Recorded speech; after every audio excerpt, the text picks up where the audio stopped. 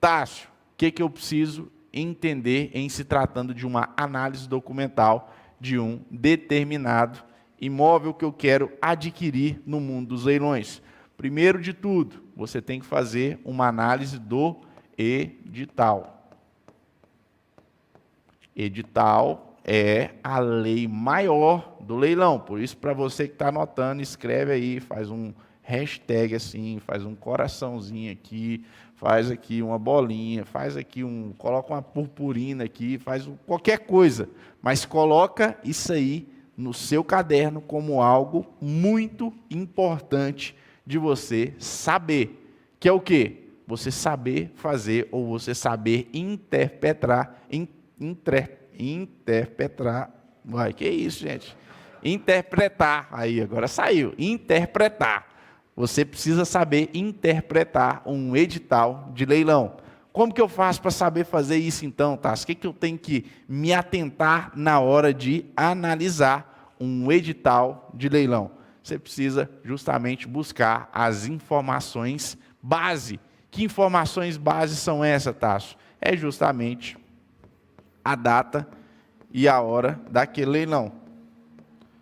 Por que essa informação de data e hora é tão importante, Tássio? Porque eu vejo muita gente, mas é muita gente, inclusive eu, por conta da correria que eu vivo no dia a dia, acaba que algumas oportunidades estou lá sempre procurando oportunidades de leilão e acaba que eu encontro alguma determinada oportunidade de leilão e falo, não, isso aqui eu vou aproveitar. E aí depois eu volto para ver cadê aquela oportunidade, acabou aquela oportunidade. Por isso, sempre que você encontrar uma oportunidade de leilão, trabalhe com uma agenda de oportunidades. O que é essa agenda de oportunidades? É justamente o quê? Você vai estar ali no seu trabalho de consulta, hora que você encontrar uma oportunidade de leilão, copia o link daquele site e coloca lá no Google Agendas, ou coloca ali num bloco de notas. Para quê? Para que você saiba qual que é a data e a hora de realização daquele leilão, daquela oportunidade que te interessou. Claro que você precisa checar se aquilo ali é uma oportunidade de verdade ou não, antes de salvar isso. Então, verificou, viu que realmente é uma oportunidade, salva, porque senão, infelizmente, você vai continuar consultando ali. E eu já falei para vocês, existe hoje muito mais oportunidades do que investidores qualificados para fazerem essas arrematações. E para que isso não aconteça, o que você tem que fazer? Vai lá e marca a data e a hora de realização desse leilão. O que mais que eu tenho de informação importante em um edital? Eu tenho aqui quem que é o leiloeiro responsável por aquele leilão. Leiloeiro. Ou leiloeira, quem que é a pessoa responsável ou a pessoa designada para fazer a condução daquele leilão. E por que é importante eu entender, ou eu saber quem que é, o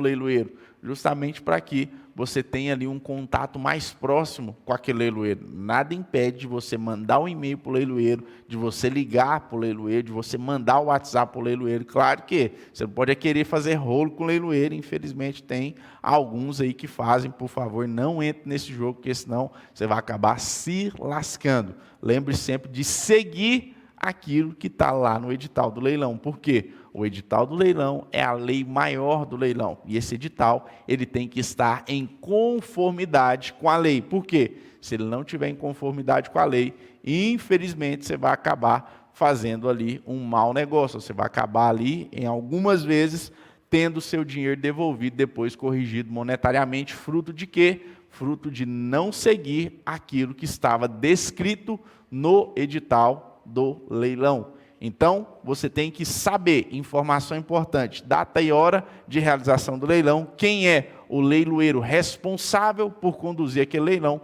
e uma informação muito importante é o quê? O valor de venda.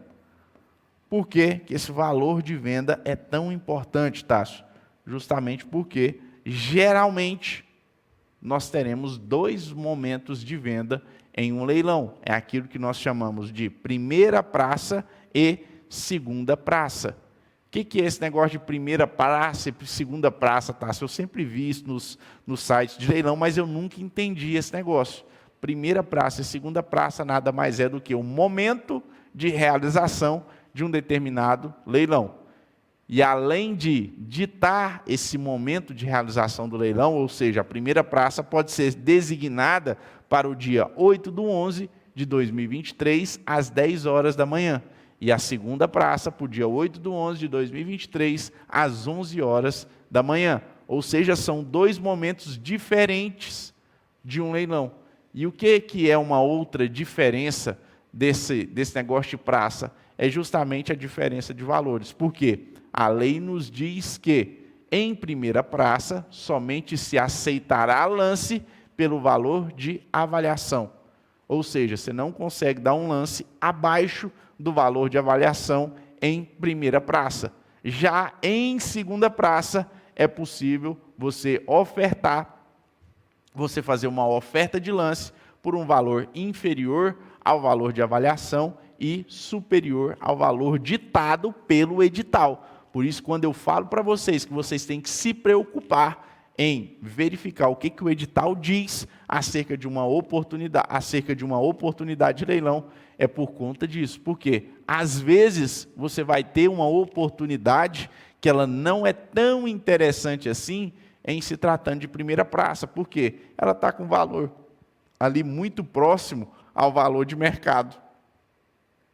E aí, somado ou incorporado às despesas acessórias, o que vai acontecer? Ela vai chegar ali, talvez, por um valor mais caro do que o valor de arrematação, do que o valor de mercado. E, por conta disso, aquilo ali deixa de ser uma oportunidade. Agora, já em segunda praça, o que vai acontecer? Na maioria das vezes, aquilo ali vai por um valor de 50% do valor de avaliação. Ou seja, eu estou comprando pela metade do valor de mercado. E aí, para muitas pessoas, elas já adotam o mantra maior errado na cabeça dela de que eu só vou fazer arrematação em segunda praça. Deixa eu te falar um negócio. Muitas arrematações que eu fiz em primeira praça.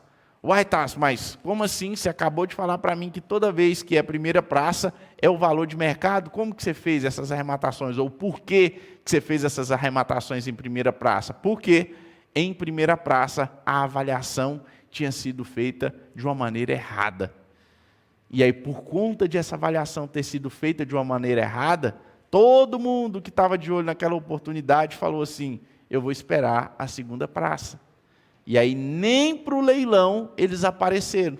Ou seja, nem se habilitaram, nem estava lá na hora, no dia e na data do leilão da primeira praça. Porque era um leilão pelo valor de avaliação.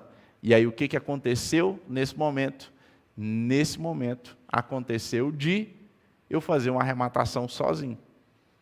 Vocês que estão sempre aí olhando oportunidades de leilão, uma das coisas mais difíceis que tem de acontecer é o quê? Você fazer uma arrematação sem disputa hoje no mundo dos leilões. E aí, por conta disso, eu tenho que te falar um negócio. Se você souber interpretar um edital de leilão, você vai conseguir entender a necessidade que algumas vezes você vai ter de fazer uma arrematação em primeira praça, porque aquela avaliação foi feita a menor. Ou, em alguns outros casos, vai ser necessário você esperar a segunda praça, que é o quê? O momento onde costuma-se iniciar o lance inicial pela metade do valor de avaliação, ou pela metade do valor de mercado. Tássio, o que mais que eu tenho que analisar em se tratando de um edital de leilão? Talvez um dos pontos mais importantes é esse aqui. É aquilo que nós chamamos de responsabilidade. Responsabilidade de débitos. O que são essas responsabilidades de débitos, Tássio? Responsabilidade de débito é sobre, ou é de quem é a responsabilidade pelo pagamento dos débitos que recaem sobre um determinado imóvel. Hoje, por exemplo, eu estava consultando uma oportunidade de leilão e eu vi que a responsabilidade dos débitos era de responsabilidade do arrematante, ou seja, eu. E aí, quando eu fui consultar aqueles débitos, ou seja, os débitos que recaíam sobre aquela oportunidade de leilão, eu acabei descobrindo um negócio bem interessante, que era o quê? O valor dos débitos era superior 3 vezes ao valor de mercado daquela oportunidade. E por que que isso é uma informação tão importante? Porque aquilo que parecia ser uma oportunidade muito grande, deixou de ser uma oportunidade num estalar de dedos, porque a responsabilidade dos débitos, ainda que ela fosse minha, ela não ia me fazer lucrar com aquela oportunidade. Ah, não, Tássio, então sempre que for responsabilidade dos débitos do arrematante, não é negócio? Para com isso. Nunca adote uma filosofia geral, um ponto central, ou crie uma regra para qualquer coisa na sua vida, porque senão você vai ficar obstinado negativamente naquilo. Ou seja, principalmente no mundo dos leilões, o que vai te trazer a segurança necessária para você fazer as suas arrematações com alta segurança e com alta lucratividade, é você saber fazer conta. Não existe regra própria, ou seja, não existe engessamento em se tratando de mundo dos leilões. Existe base para quê? Para que você apure se trata de uma oportunidade ou não. E por que eu estou falando para vocês? Nesse caso, deixou-se de ser uma oportunidade. E aí, as pessoas comuns, ou as pessoas que não têm tanto conhecimento assim no mundo dos leilões, acabam verificando somente o valor de mercado. Ou seja, não, aqui está com 40% do valor de mercado, isso aqui é uma oportunidade, que era o caso dessa oportunidade que eu estou acabando de falar para vocês. E ela acaba se esquecendo de olhar lá no edital de quem que é a responsabilidade do débito. E além de eu verificar de quem que é a responsabilidade dos débitos, eu tenho que buscar as informações acerca desses débitos, porque senão eu vou acabar fazendo um mau negócio. Ou ainda, se não, eu vou ficar na inocência. Por quê? O senso comum é o quê? A hora que a pessoa vê que a responsabilidade dos débitos é do arrematante, ela sai fora. Já rola a página, já continua procurando. Eu não, eu sempre apuro qual que é o valor dessa responsabilidade, porque aquilo que para muita gente não é uma oportunidade, pode se tornar uma oportunidade nesse momento.